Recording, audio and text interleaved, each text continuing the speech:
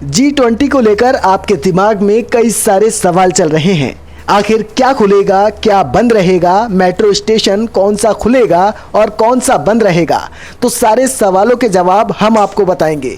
हम आपको 20 पॉइंट बता रहे हैं, जिसे नंबर 1, पोस्टल सेवा, मेडिकल सेवा और सैंपल लेने वाली पैथोलॉजी लैब की सेवाओं पर कोई प्रतिबंध नहीं रहेगा और ये सेवाएं नई दिल्ली समेत पूरी दिल्ली में सामान्य रूप से जारी रहेंगी।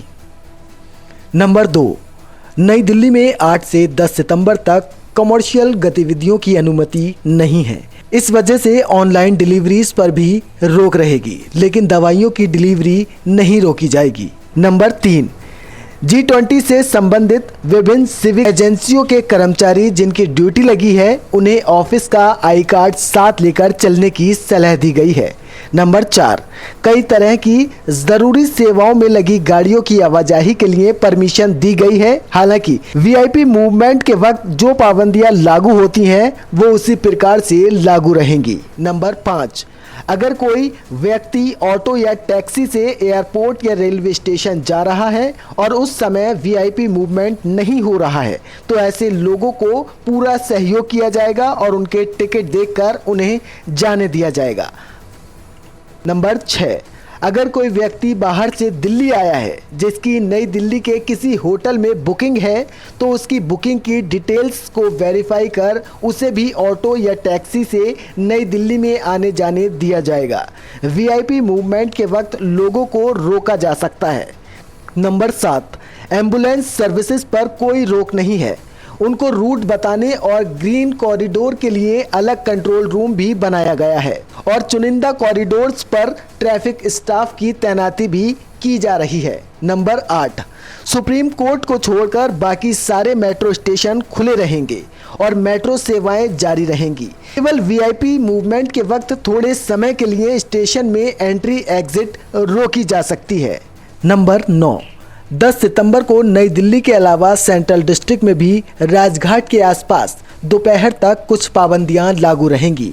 उस दौरान सुरक्षा प्रोटोकॉल के तहत आसपास के इलाकों में भी कमर्शियल एक्टिविटीज़ पर रोक लगाई जा सकती है। नंबर 10, नई दिल्ली को छोड़कर बाकी पूरी दिल्ली में व्यावसायिक गतिविधियों पर कोई रोक नहीं है। सभी बाजार सामान्य रूप से खुले रहेंगे। नंबर 11, जिस वक्त समिट चल रहा होगा या वीआईपी मूवमेंट हो रहा होगा, उस वक्त कंट्रोल्ड एरियो से किसी को गुजरने की इजाज़त नहीं दी जाएगी। ऐसे में नई दिल्ली इलाके से बचकर निकलेंगे। नंबर 12, सभी रेलवे स्टेशन, बस अड्डे और एयरपोर्ट खुले रहेंगे और वहां से यात्रियों की आवाजाही जारी रहेगी। इन जगहों पर ऑटो, टैक्सी और बस सेवा भी उपलब्ध होगी। नंबर 13, अतिथियों के कुछ होटल नई दिल्ली झील से बाहर साकेत, वसंत कुंज, एरो सिटी जैसी जगहों पर भी है। ऐसे में जब इन होटलों से वीवीआईपी मूवमेंट होगा तब ट्रैफिक को रोका जाएगा। नंबर 14, नई दिल्ली को छोड़कर बाकी पूरी दिल्ली में थिएटर, मॉल्स और मल्टीप्लेक्स खुले रहेंगे।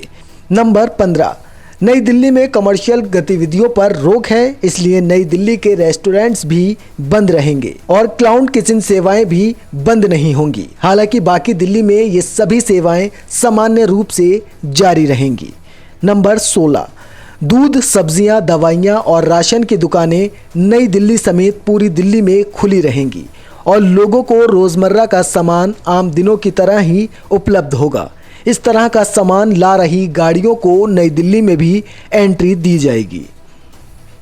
नंबर 17, जो लोग नई दिल्ली एरिया में रहते हैं वो प्राइवेट कार से भी आ जा सकते हैं। उन्हें एड्रेस प्रूफ दिखाकर आने जाने दिया जाएगा। इसके अलावा जिन लोगों की G20 समिट में किसी वेन्यू पर ड्यूटी लगी होगी, उनको भी वेरीफाई करके निजी वाहन से आने जाने दिया जाएगा। नंबर 18, नई दिल्ली में coaching centre, gym, sports academy आदि बंद रहेंगे, लेकिन बाकी दिल्ली में इन पर कोई पाबंदी नहीं है। नंबर 19, अगर किसी ने नई दिल्ली के किसी अस्पताल में डॉक्टर से अपॉइंटमेंट ले रखा है, तो ऐसे लोगों के अपॉइंटमेंट के कागजात वेरीफाई करके उन्हें आने जाने दिया जाएगा। यहाँ भी वीआईपी मूवमेंट के वक्त रुकना पड़ेगा।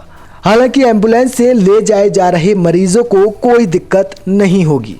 नंबर 20, एयरपोर्ट या रेलवे स्टेशन पर किसी को लेने जा रहे हैं तो नई दिल्ली में एंटर करने की इजाज़त नहीं मिलेगी और दूसरे रास्तों से घूमकर जाना होगा। फिलहाल ये जो हमने आपको 20 पॉइंट बताए हैं, ये उम्मीद करते हैं इसे सुनकर आपके दिमाग में जो कुछ सवाल होंगे उसका समाधान आपको मिल गया होगा।